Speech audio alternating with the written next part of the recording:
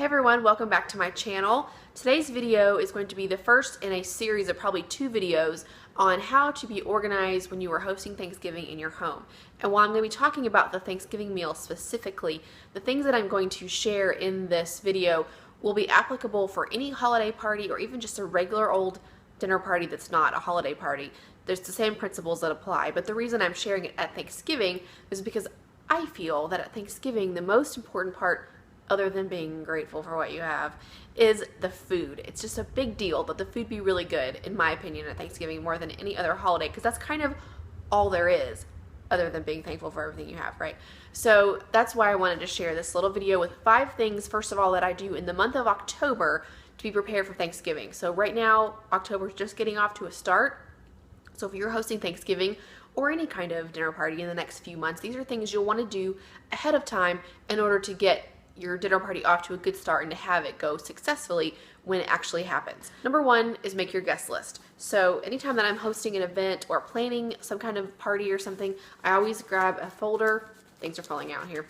I grab a folder and I put a label on it and I stick it in my mini kitchen office that holds all the paperwork that I have for that party. So this is actually from 2014, but I wanted to show you this one because it's already been completed, so it's a good example to show you. So here's my guest list from 2 years ago when I hosted Thanksgiving. And I was going to mention, this is my 3rd year to host Thanksgiving in my home. We've been married for 6 Thanksgivings, and half of them now I have hosted them in our house. This isn't my first time. Not saying I'm a pro, just saying I'm not a newbie either. So for 2014, I just wrote down a list of everybody that I thought I would want to invite to the dinner, along with the number of people in their party, just so I could get an idea of how many people I'm going to be accommodating at the table in our home, wherever we're going to host the Thanksgiving meal. So once the people that I have invited have confirmed they are coming, I just write down on the other side the actual number of people that's in that party so that I know, I have a grand total idea of how many people I'm going to be hosting in my home. Along with the guest list being number 1, there's kind of another thing that I want to talk about that's the first thing you need to think about when you're planning Thanksgiving at your home. Not only do you need to think about who you're inviting, but kind of along with that, what kind of feel do you want your Thanksgiving to have? What kind of vibe do you want? How do you want your guests to feel? And that will set the tone for everything else that you do in your planning. So for me, when I'm planning Thanksgiving, I do want it to be very comfortable. I want it to be laid back. I want people that come to my home to feel very welcome and not feel out of place. If maybe we often invite people to Thanksgiving that don't have family in the area or who might be alone for the holidays. My husband might invite some of his employees who might not be as well off. I don't want them to feel uncomfortable at all at some fancy dinner that I have in my house and make them feel like they can't, measure up to what we're doing at our house. I want them to feel very comfortable and at home where, whatever we're doing for Thanksgiving. However, I also want people to feel like they're special and that I took time and care about the fact that they're coming. And there's kind of a balance there where I want things to be nice, and I want my guests to feel like I was expecting them. I don't want them to feel like they caught me off guard and I wasn't ready for them to come. That puts guests in a very uncomfortable place. I've been there, and it's really not fun. I also want my guests to feel like that the Thanksgiving meal wasn't any trouble to me at all. That's never the case. Thanksgiving dinner, if you're making it yourself or serving in your home, it's always going to be work. But I want my guests to feel like it wasn't any trouble. I have attended many, many holiday dinners where that was the case, where I felt like this was like super easy, where in reality the hostess had gone to a lot of trouble ahead of time so that when the actual day came, you just walked in and things were ready and the kitchen wasn't a mess. Not that of course it's going to make the kitchen dirty to make dinner at the last minute. All the last minute things make a mess. But I hope you understand what I'm saying, that I really want my guests to feel like it's just not a big deal, that I'm just happy to have them and they haven't put me out. So that all goes into how I plan, not only who I'm inviting, but how I want them to feel. And I really feel like if you want your Thanksgiving meal to be one where it's stress-free, people feel comfortable, and it's very laid back, that really requires a lot of work. You can't have a big dinner party that takes no work where people feel comfortable. Typically, if you haven't put any work into it, it's going to feel very uncomfortable. So keep that in mind when you're hosting Thanksgiving, that if you do work on the front end, then when the day actually comes, you won't have to do much work and people won't feel out of place. They'll feel very comfortable. Okay, the next points won't be quite as long, but I think that's kind of important to get that out there for you to understand that parties that are large take a lot of work. All right. Number 2, take inventory. So now that I know how many people I'm inviting, I have to make sure I have enough chairs, enough tables, tablecloths, silverware, plates, all of that kind of stuff.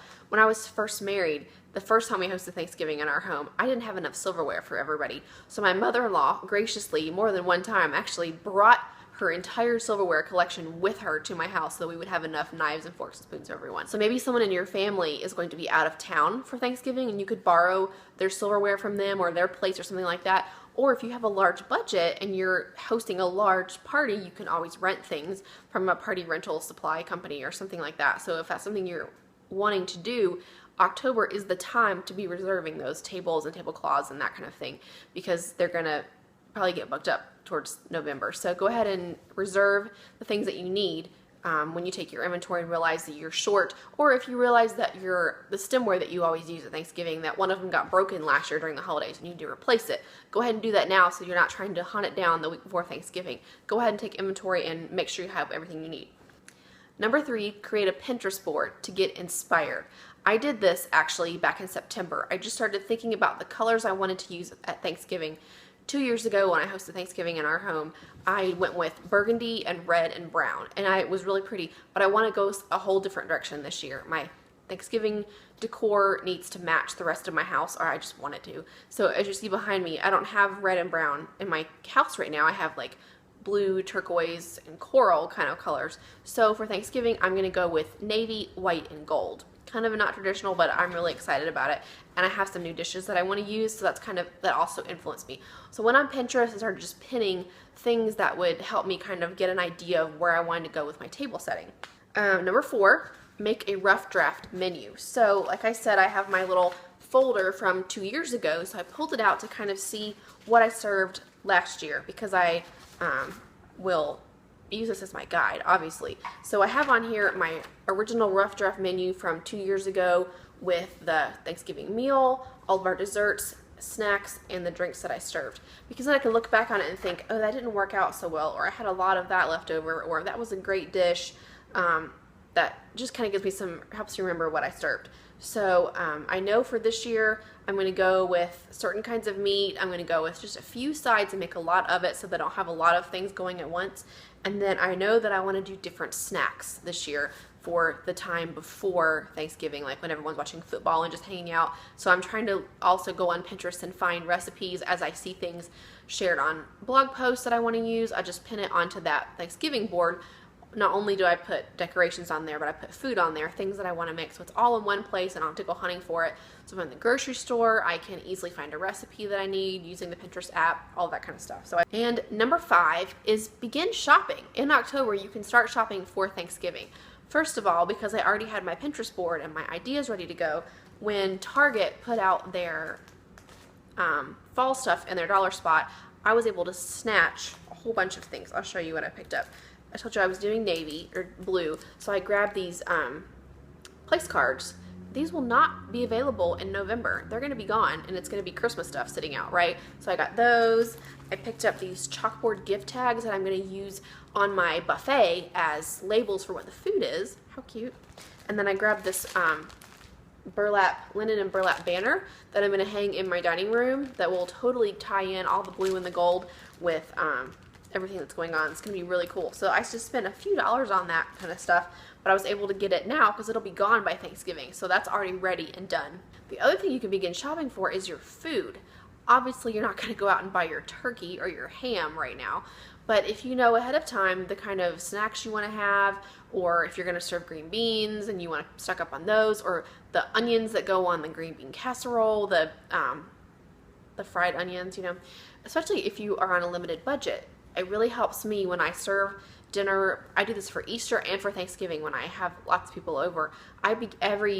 Every few weeks, I'll just add a few things into my cart, a few extra things that I know I'm going to use for the meal, so that I don't have to go out all at once and spend $100 on one meal at one time. That's kind of painful on our budget. I can just kind of add things on periodically as they go on sale, stock up on what I need, and that way when it comes time for Thanksgiving, I don't have to go out and buy everything all at once. It's a little bit easier on the wallet. So those are the 5 things that I do in October to get ready for Thanksgiving. I make my guest list, I take inventory, I make a Pinterest board, I make a rough draft menu, and I begin shopping. Those 5 things set me up really well for November with all the things that I have to do in November. It makes it a whole lot easier. So I'll be back at the beginning of November with another video on the things I'm going to be doing during that month to set up myself so that I won't have to do a ton the week before Thanksgiving, so that it makes it easy and my guests feel very comfortable and stress-free when they're at my home for Thanksgiving.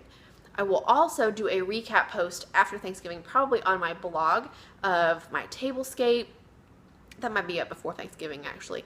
And then I'll do a post with what I served and pictures of the food and all that kind of stuff, so you can kind of see how it all turns out at the end. I won't leave you hanging. So be sure to check my blog, comehomeforcomfort.com. I'll have a link for that below. You can check that out if you want to see the end result of all this planning. So I hope this has been helpful for you. If you have any questions about putting on a dinner party or Thanksgiving, I would love to hear them in the comments below. If you have tips for me about how you plan Thanksgiving and things that work for you, I would love to hear that as well. Thank you so much for watching. If you enjoyed this, of course, give it a big thumbs up. I really appreciate it. Have a great day, and I will talk to you later. Bye! Hey everybody, welcome back to my channel. How to be prepared. Whoops. Let's try that again. So this year, that is the 2nd time that has fallen in this video. Okay. I don't know what I was saying. Hi.